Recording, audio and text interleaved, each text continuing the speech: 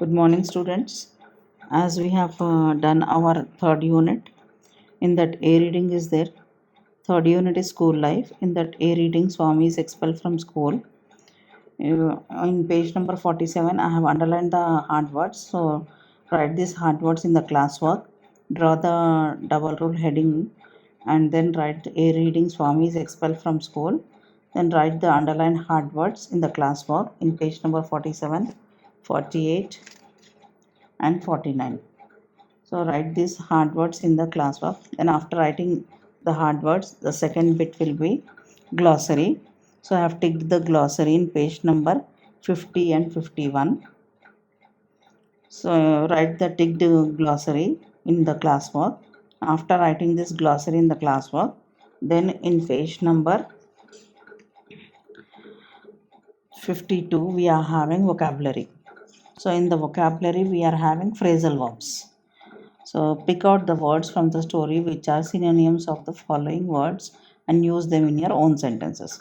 So here just what you do is just pick out the words and write it in the textbook only. So here I have already written in the textbook. So like this only you also write in the textbook the synonyms of the given words. That is beat. Beat means flogged, thrashed, whack. These are the words of beat. Then next angry. Angry means humiliated. From the lesson only we have to take. What words are just similar to these words we have to take from the lesson only. Then the next is rascal, that is idiot. Then the next is humiliation. That is humiliation is flushed or sinister. So these are the synonyms of the given words. Then we are having the next phrasal verbs. In the phrasal verbs, what we'll have is we will have one word will be the verb, action word, and the other is followed by a preposition. So two words are there for that sake. A set of words is called a phrase. So already I have given you that in the previous grammar classes in basic grammar. Phrase means what? Means a set of words is called a phrase, which does not give a complete meaning. So here we are having phrasal verbs. That is, the two words are there. In the two words, one of the word is verb. So action word. Keep away. Keep is the action. Away is the preposition. Then the next is look around.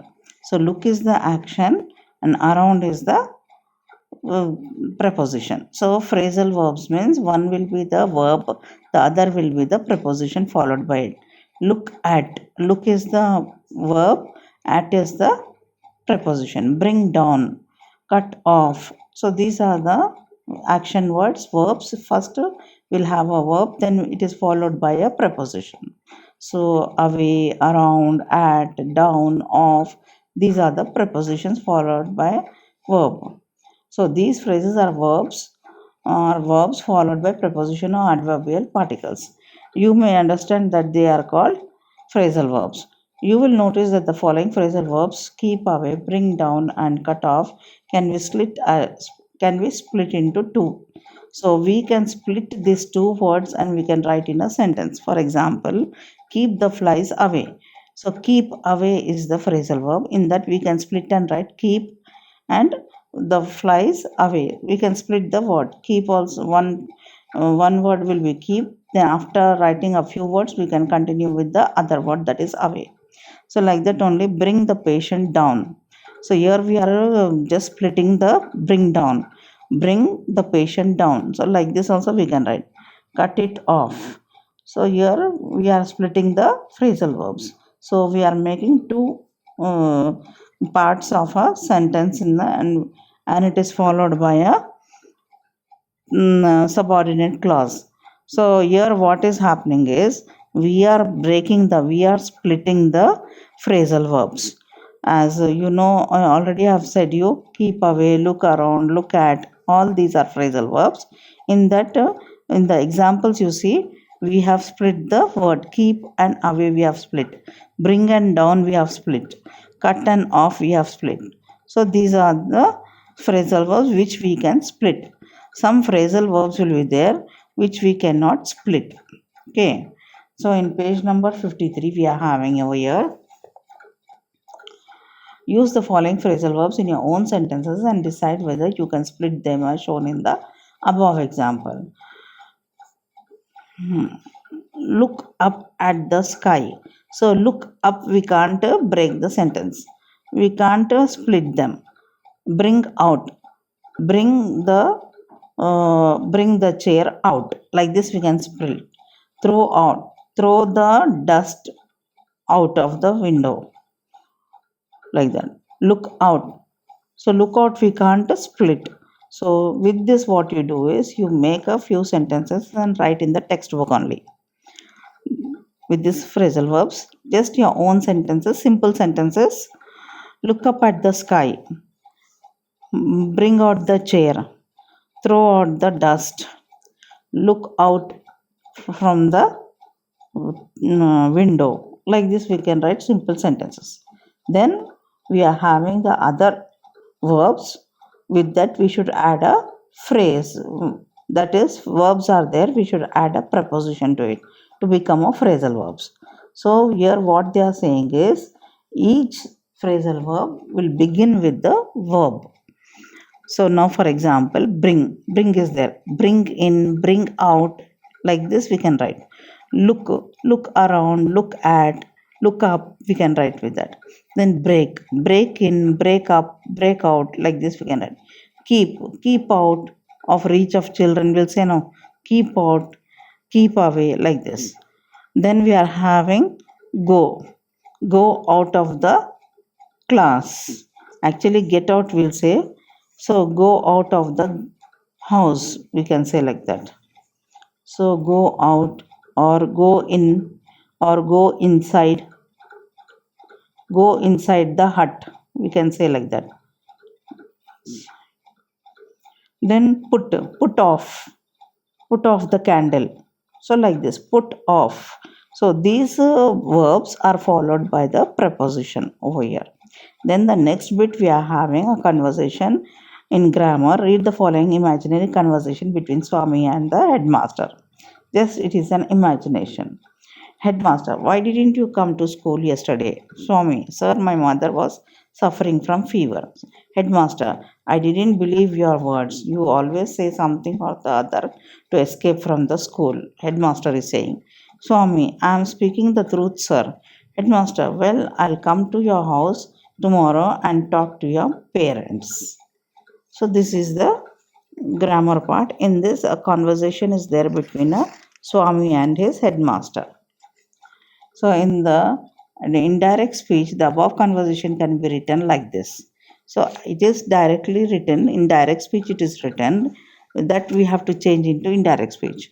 So the difference you see, that if we write anything in the indirect speech, there won't be any inverted commas or capital letters in between. And for that sake, it is written in indirect speech. We won't have any inverted commas, we won't have any capital letters in between. And the sentences are said by the third person in the indirect speech. The headmaster asked Swami why he had not come to school the day before. So here you see how the sentence is changing. Headmaster is first person, second person is Swami, and the third person is writing the sentence. For that sake, the sentence has totally changed. Swami replied respectfully that his mother had been suffering from fever. That headmaster retorted that he did not believe the words and added that he always said something or the other to escape from school. So here you see we are using the word that and we are using the past tense of the words. For that sake it is called indirect speech. Means in indirect speech whatever we will say, that already will be over. The event or the talk or anything will be already finished. It will be a past tense. So that is there in the indirect speech.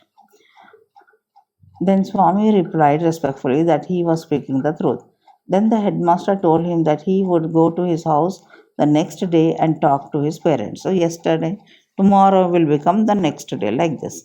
So as you can see, while converting the direct speech into indirect speech, the words in the bold are added to express the feelings, emotions, attitudes of the speaker and the sequence of actions. So here it is, you see, that is there, then is there, and then respectfully retorted. That is in the past tense, we are using the sentence words over here.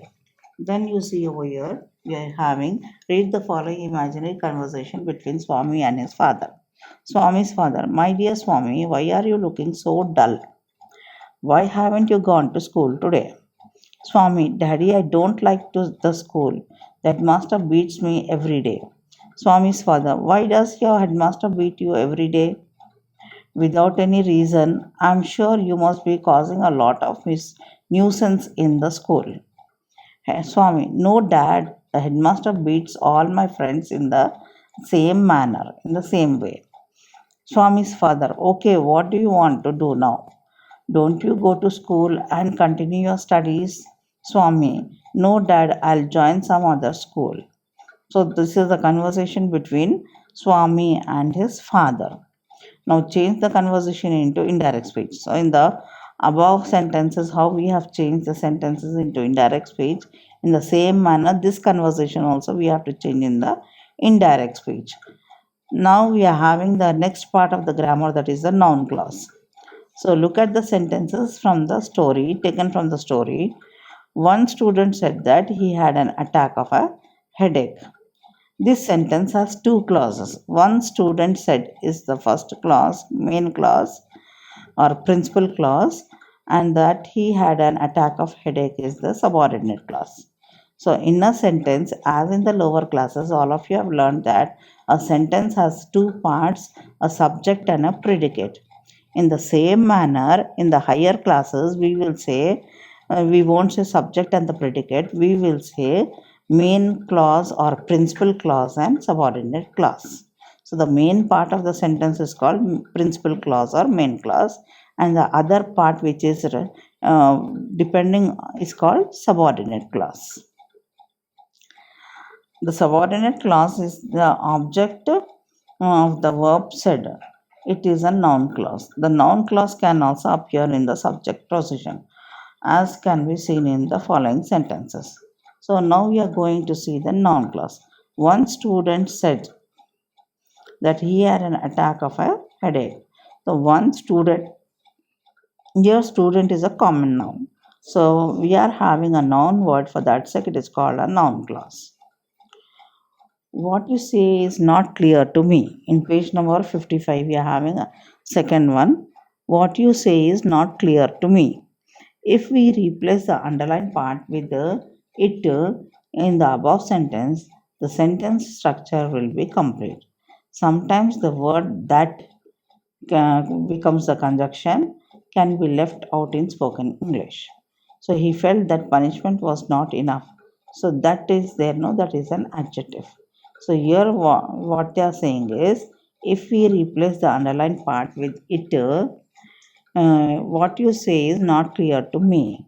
What you say is it is not clear to me. You can use like this to complete the structure of the sentence. Now read the following passage carefully and identify the noun clauses. Noun clauses means where we are having that and it is referring to something. So replace the underlined words that, so and it with suitable noun clauses.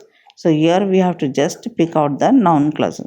The headmaster entered the class furiously and said that he wanted to know the reason for the absence of some students in the class the day before. One student said that he had suffered from a severe headache.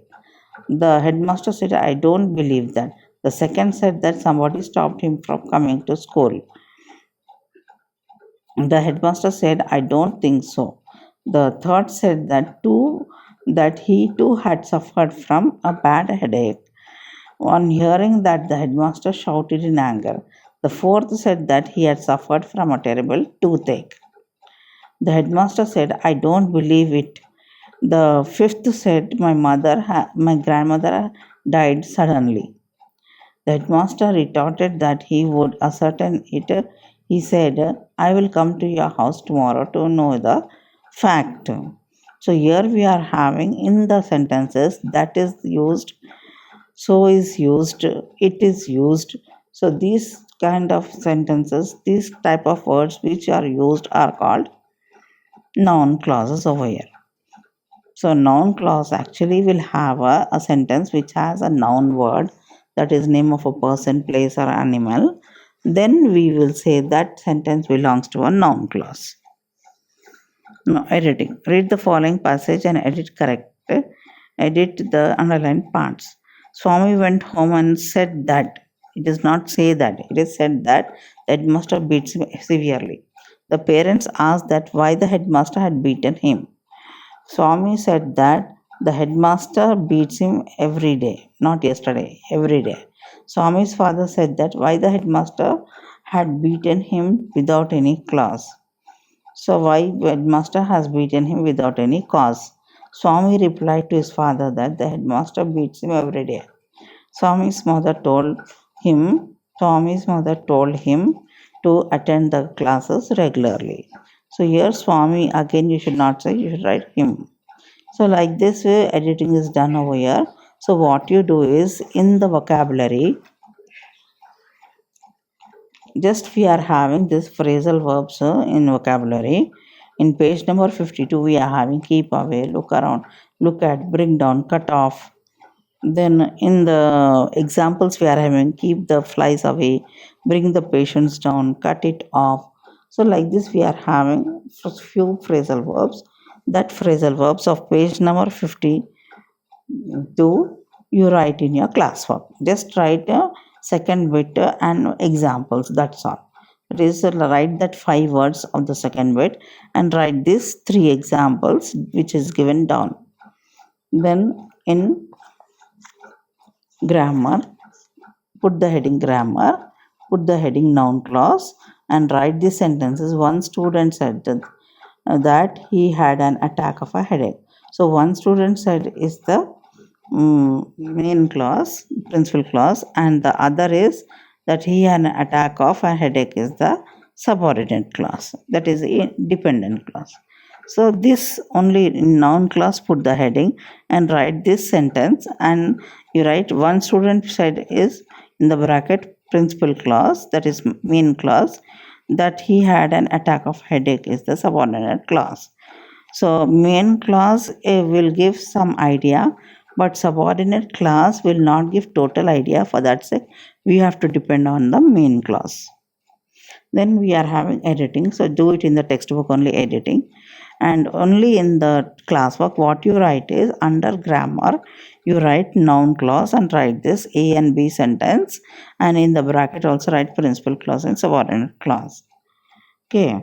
So with this, what will happen? Our A reading will be completed. All of you purchase the books as soon as possible so that to complete and send the photos daily. So the assignment is given to you to maintain the classwork.